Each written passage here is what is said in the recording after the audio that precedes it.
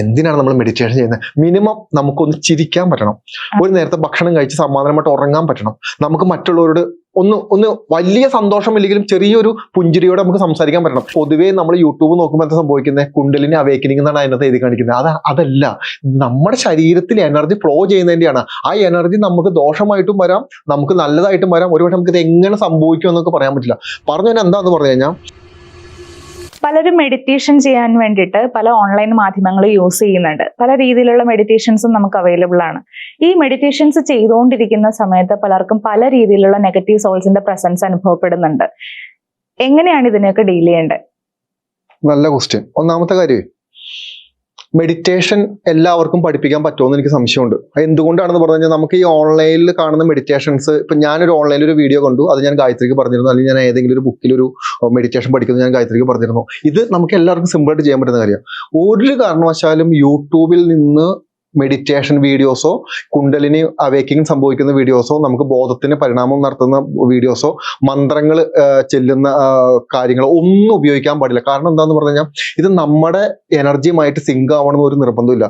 അപ്പൊ നമ്മൾ വിചാരിക്കും അതെന്താ പ്രശ്നം, എല്ലാം ഈശ്വരനല്ലേ? എല്ലാം ഈശ്വരനാണെന്ന് അങ്ങനെയല്ല വിചാരിക്കേണ്ടത്. ഈശ്വരന് പല ഭാവങ്ങളുണ്ട്, പല എനർജി വേരിയേഷൻ ഉണ്ട്, നമുക്ക് വേണ്ട ചില കാര്യങ്ങളുണ്ട് തുടങ്ങിയിട്ട്. അപ്പൊ ഭക്ഷണം ഒരുപാട് കഴിച്ചു കഴിഞ്ഞാൽ നമ്മൾ മരിച്ചു പോയില്ലേ? ഭക്ഷണം വിഷമെന്നല്ല എൻ്റെ അർത്ഥം. അപ്പൊ നമുക്ക് പറ്റുന്ന കാര്യങ്ങൾ മാത്രമേ എടുക്കാവൂ. ഇത് എന്തുകൊണ്ടാണ് പറഞ്ഞതെന്ന് പറഞ്ഞാൽ, എനിക്ക് വരുന്ന ഒരുപാട് കേസുകളിൽ ഈ ഓൺലൈൻ മെഡിറ്റേഷൻ എടുത്ത് ഈ മെഡിറ്റേഷൻ കൊടുക്കാൻ അറിയില്ലാത്ത ആളുകൾ മെഡിറ്റേഷൻ കൊടുക്കുന്നു, മന്ത്രങ്ങൾ ഉപാസന കൊടുക്കുന്ന ആൾക്കാർ തെറ്റായ രീതിയിൽ ഉപാസന കൊടുക്കുന്നു. ഇത് കൊടുക്കാൻ എളുപ്പമാണ്. ഇത് കൊടുത്തതിന് ശേഷം നമ്മുടെ ശരീരത്തിൽ സംഭവിക്കുന്ന എനർജി വേരിയേഷനും നമുക്ക് ഉണ്ടാവുന്ന ആത്മീയമായിട്ടും ഭൗതികമായിട്ടും മാനസികമായിട്ടും എല്ലാ രീതിയിലും ഉണ്ടാകുന്ന മാറ്റങ്ങളെ കൺട്രോൾ ചെയ്യാനും അതിന് പറഞ്ഞു തരാനും പറ്റുന്ന ഒരാളിൽ നിന്ന് മാത്രമേ മെഡിറ്റേഷൻ എടുക്കാൻ പാടുള്ളൂ. അല്ലെങ്കിൽ എന്ത് പറ്റുമെന്ന് ആലോചിച്ച് നോക്കി.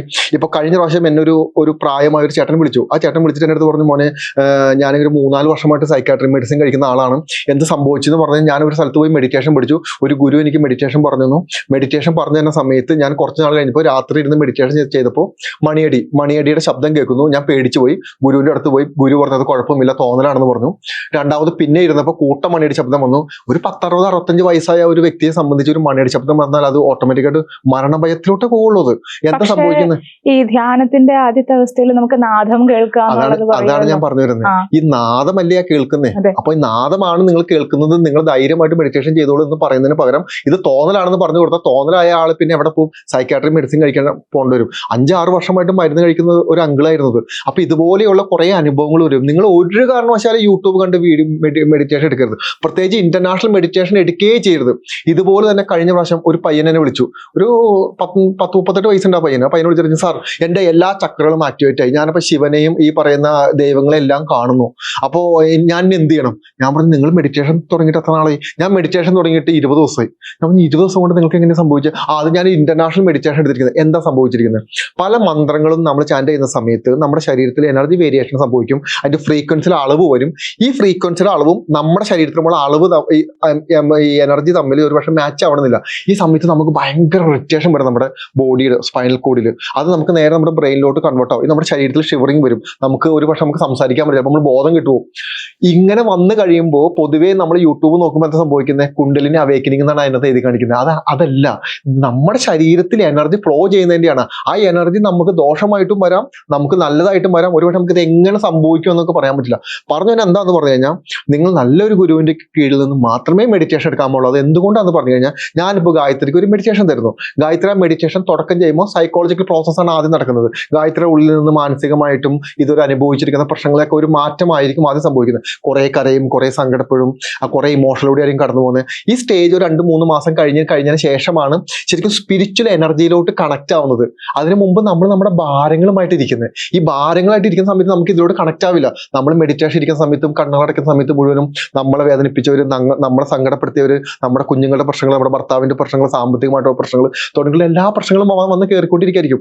അങ്ങനെ കയറി കഴിഞ്ഞ് 2-3 മാസം കഴിഞ്ഞതിന് ശേഷമാണ് നമ്മൾ എനർജിയിലോട്ട് കണക്ട് ആവുന്നത്. ഇതിലോട്ട് കണക്ട് ആയി തുടങ്ങുമ്പോഴാണ് മനസ്സിലാവുന്നത് നമ്മുടെ ചക്രകളിൽ എവിടെയാണ് ബ്ലോക്ക്, നമുക്ക് എന്താണ് സംഭവിക്കുന്നത്, കാർമികമായിട്ടുള്ള നമുക്ക് ഇഷ്യൂസ് എന്താണ്, മുൻ ജന്മങ്ങൾ നമുക്ക് എന്തെങ്കിലും പ്രശ്നങ്ങളുണ്ടോ, ഈ ജന്മങ്ങൾ നമ്മുടെ കൂടെ നിൽക്കുന്ന ആളുടെ എനർജി വേരിയേഷൻ എന്താണ്, നമ്മുടെ കൂടെ നിൽക്കുന്ന എല്ലാവരും ഓക്കെ അല്ല. വളരെ നെഗറ്റീവായ എനർജിയുള്ള ആളുകളും നമ്മുടെ കൂടെ നിൽക്കുന്നുണ്ട്. അവരുടെ എനർജി കൂടി നമ്മൾ മെഡിറ്റേഷൻ സമയത്ത് നമ്മൾ ബാലൻസ് ചെയ്യേണ്ടി വരും. നമ്മൾ പുറത്തോട്ട് ഇറങ്ങുമ്പോൾ അവരുടെ എനർജി നമ്മൾ ബാലൻസ് ചെയ്യേണ്ടി വരും. നമ്മളെടുക്കുന്ന ഉപാസനമൂർത്തിയുടെ എനർജി നമ്മൾ ബാലൻസ് ചെയ്യേണ്ടി വരും. ഇനി ഇതൊന്നും പോരാതെ നമുക്ക് നമ്മുടെ ഒരു മാനസികാവസ്ഥ ഇല്ലേ, ഈ മാനസികാവസ്ഥ നമ്മൾ ബാലൻസ് ചെയ്യണം. കാരണം എന്താ, ഈ മാനസികാവസ്ഥ വെച്ചിട്ടാണ് നമ്മൾ ജീവിക്കുന്നത്. നമ്മുടെ കുഞ്ഞുങ്ങളുടെ ഒപ്പം നമ്മുടെ പ്രൊഫഷൻ നമ്മൾ എല്ലാ കാര്യവും നോക്കുന്നത്. എന്ന് ആലോചിച്ച് നോക്കി, ഒരു വലിയ സർക്കിളാണ്. ആ സർക്കിളിന്റെ അകത്തോട്ട് നമ്മളൊരു എനർജി പോയിന്റ് നമ്മൾ അപ്ലൈ ചെയ്യുക. ഈ സമയത്ത് നമുക്ക് ഒരുപാട് മാറ്റങ്ങൾ വരും. നാളെ ഒരിക്കൽ ഈ എനർജി കൂടി ഇപ്പൊ ഭയങ്കരമായിട്ട് സങ്കടപ്പെട്ട് വിഷമിച്ചിരിക്കുന്ന ഗായത്രി മെഡിറ്റേഷൻ സമയത്ത് ഒരു പക്ഷേ എനർജി കൂടുതൽ ബോഡിയിലോട്ട് സ്പ്രെഡ് ആവുകയും ഈ സമയത്ത് ചിലപ്പോൾ അൺകോൺഷ്യസ് ആയി പോവുകയും ചെയ്യാം. ഇതിനെ റിലീസ് ചെയ്യാൻ ആരാണോ മെഡിറ്റേഷൻ തന്നത് ആ ഗുരുവിന് മാത്രമേ സാധിക്കുള്ളൂ. അതുകൊണ്ടാണ് പറയുന്നത്, ഗുരുവിലൂടെ അല്ലാതെ നമുക്ക് ഇത് എടുക്കാൻ പാടില്ല. ഇപ്പൊ നാളെ ഒരിക്കൽ ഞാൻ തരുന്ന മെഡിറ്റേഷൻ ഗായത്രിക്ക് പ്രശ്നമുണ്ടെങ്കിൽ ഞാൻ ഗായത്രിയുടെ എനർജി റിവേഴ്സ് ചെയ്യും. കാരണം ഞാൻ ഗായത്രിക്ക് ദീക്ഷ തരുന്ന സമയത്തോ ഞാൻ എനർജി പാസ് ചെയ്യുന്ന സമയത്തോ ഞാൻ അത് ഇട്ടിട്ടാണ് തരുന്നത്. എനിക്ക് എപ്പോൾ വേണമെങ്കിലും എനർജി റിവേഴ്സ് ചെയ്യാം. ആ റിവേഴ്സ് ചെയ്യുന്ന സമയത്ത് ഗായത്രി ഓക്കെ ആവും, ഗായത്രി പ്രശ്നങ്ങൾ മാനേജ് ആവും. ഇത് എത്ര പേർക്ക് സാധിക്കും? ഇത് ആർക്കറിയാം ഇതിങ്ങനെ ചെയ്യാൻ വേണ്ടി? പല ഗുരുക്കന്മാർക്കും അറിയാം. അതുകൊണ്ട് എപ്പോഴും മനസ്സിലാക്കേണ്ട കാര്യം, നമ്മൾ മെഡിറ്റേഷൻ ചെയ്യുമ്പോൾ നമുക്ക് നെഗറ്റീവായ ഇഷ്യൂ വരുന്നുണ്ട്, നമുക്ക് മറ്റു പല പ്രശ്നങ്ങളും വരുന്നുണ്ട് നമ്മുടെ ജീവിതത്തിൽ. എന്തിനാണ് നമ്മൾ മെഡിറ്റേഷൻ ചെയ്യുന്നത്? മിനിമം നമുക്കൊന്ന് ചിരിക്കാൻ പറ്റണം, ഒരു നേരത്തെ ഭക്ഷണം കഴിച്ച് സമാധാനമായിട്ട് ഉറങ്ങാൻ പറ്റണം, നമുക്ക് മറ്റുള്ളവരോട് ഒന്ന് വലിയ സന്തോഷമില്ലെങ്കിലും ചെറിയൊരു പുഞ്ചിരിയോടെ നമുക്ക് സംസാരിക്കാൻ പറ്റണം. ഇതിന് നമ്മുടെ ഉള്ളിൽ ക്ലിയർ ആയിരിക്കണം. അപ്പൊ ഒന്ന് ആലോചിച്ച് നോക്ക്, ഇതൊന്നും നമ്മുടെ ജീവിതത്തിൽ ചെയ്യാൻ പറ്റുന്നില്ല. നമ്മുടെ ജീവിതത്തിൽ സാമ്പത്തികമായിട്ടൊരു വളർച്ചയില്ല, നമ്മുടെ ജീവിതത്തിൽ മറ്റു ആളുകളുമായിട്ട് ഒരു പൊരുത്തമില്ല, നമുക്ക് പ്രൊഫഷണൽ ഉയരാൻ പറ്റുന്നില്ല, എല്ലാം കൂടി നമുക്ക് ഭയങ്കര ബുദ്ധിമുട്ട്. ഇങ്ങനെ വന്നു കഴിഞ്ഞാൽ ഇതിന്റെ അർത്ഥം എന്താ? നിങ്ങൾ ചെയ്യുന്ന പ്രോസസ്സ് അത് എഫക്റ്റീവ് അല്ല. നിങ്ങളത് അവസാനിപ്പിക്കേണ്ട സമയം കഴിഞ്ഞു. നമ്മൾ ഇങ്ങനെ ഇപ്പം എനിക്കറിയാം 10, 20, 30 വർഷമായിട്ട് മെഡിറ്റേഷനും സാധനം ചെയ്യുന്ന ആളുകളുണ്ട്. അവർക്ക് ഇപ്പോഴും സമാധാനമില്ല, അവർക്ക് ഇപ്പോഴും ജീവിതത്തിൽ ഉയർച്ചയില്ല. ഞാൻ പറയുന്ന ഈ ഉയർച്ച എന്ന് പറയുന്നത് സാമ്പത്തികമായ നോട്ടുകെട്ടുകളുടെ അളവുകൾ എടുക്കണ്ട. നമുക്ക് ചുറ്റുമുള്ള കാര്യങ്ങൾ നോക്കിയാൽ മതി. നല്ലൊരു ഹസ്ബൻഡ്, അല്ലെങ്കിൽ നല്ലൊരു കുഞ്ഞുങ്ങൾ, നമ്മുടെ ജോലി, വലിയ ശമ്പളം ഇല്ലെങ്കിലും കിട്ടുന്ന ശമ്പളം ആശുപത്രി കൊടുക്കാതെ സമാധാനമായിട്ട് ജീവിക്കാൻ പറ്റുന്ന സാഹചര്യം, ഇത്തരത്തിലുള്ള കാര്യങ്ങളെ പറ്റി നമ്മൾ ചിന്തിച്ചാൽ മതി. അപ്പൊ ഒന്ന് ആലോചിച്ച് നോക്കൂ. അപ്പോ ഓൺലൈനിൽ നിന്ന് മെഡിറ്റേഷൻ എടുത്ത് കുഴി ചാടിയ ഒരുപാട് പേര് എനിക്കറിയാം, മാനസികമായ വിഭ്രാന്തി വന്ന ഒരുപാട് പേര് എനിക്കറിയാം. ഇപ്പൊ ഞാൻ പറഞ്ഞ കാറ്റഗറിയിൽ സൈക്കാട്രി ഡോക്ടർമാരുണ്ട്, സൈക്കോളജിസ്റ്റുകളുണ്ട്, ഒരുപാട് ഹൈ പ്രൊഫഷണൽ ആളുകളുണ്ട്. കാരണം ഇവർക്കെല്ലാം മറ്റൊരാളുടെ മുന്നിൽ പോയി ഇരുന്ന് അവരുടെ കാര്യങ്ങൾ കേട്ട് അവർ പറയുന്ന കാര്യങ്ങൾ മനസ്സിലാക്കിയുള്ള ക്ഷമയില്ല, സമയമില്ല. എളുപ്പ വഴി എന്താ? ഏതെങ്കിലും ഒരു വീഡിയോ ഓപ്പൺ ചെയ്യുന്നു, ആ വീഡിയോയിൽ കാണുന്ന മെഡിറ്റേഷൻ ചെയ്യുന്നു, അത് ചെയ്തതിന് ശേഷം ചെയ്ത് പോകുന്നു. ആദ്യം കുറച്ച് അനുഭവം ഉണ്ടാവുന്നു, പിന്നീട് ഇത് വേറെ രീതിയിലോട്ട് കൺവേർട്ട് ആവുന്നു. ഗായത്രി, നമ്മുടെ മെഡിറ്റേഷൻ ചെയ്യുന്ന സമയത്ത് നമ്മുടെ എനർജി, അല്ലെങ്കിൽ നമ്മുടെ എനർജി പോയിന്റുകളെല്ലാം, ചക്രകളെല്ലാം ഓപ്പൺ ആവുന്ന സമയം, ഈ ഓപ്പൺ ആവുന്ന സമയത്ത് നമുക്ക് പുറത്ത് നിന്നുള്ള സോൾ അറ്റാക്കിങ് വരാൻ സാധ്യത വളരെ കൂടുതലാണ്. കൃത്യമായ പ്രൊട്ടക്ഷൻ, അതായത് ഗുരുവിന്റെ സംരക്ഷണം എന്ന് പറയും. ഇപ്പൊ ഞാൻ നിൽക്കുന്നത് എൻ്റെ ഗുരുവിന്റെ ശക്തിയിലാണ്, ആ ഗുരു പരമ്പരയിലാണ് നിൽക്കുന്നത്. മനസ്സിലായത്? കൃഷ്ണനാണ് എൻ്റെ ഗുരുവായിട്ട് വരുന്നത്. അപ്പോൾ നമ്മൾ അങ്ങനെ നിൽക്കുന്ന സമയത്ത് നമുക്കൊരു പ്രൊട്ടക്ഷൻ ഉണ്ട്.